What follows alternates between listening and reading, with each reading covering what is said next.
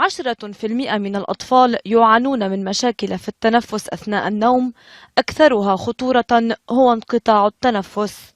خطورة هذا المرض تتركز في صعوبة تشخيصه خاصة لدى الأطفال، فأعراضه تتشابه مع أعراض أمراض أخرى كاضطراب فرط الحركة أو ال ADHD. أما أبرز أعراض انقطاع التنفس لدى الأطفال فهو الشخير وفقدان الوزن والتنفس من الفم وعدم القدرة على الحصول على نوم هادئ، كما يتسبب في الكثير من المشاكل السلوكية.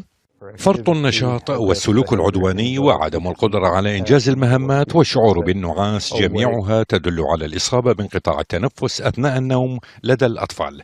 لذا يجب القيام بفحص لتشخيص انقطاع التنفس أثناء النوم قبل تشخيص الطفل بالإصابة باضطراب فرط النشاط وقلة الانتباه.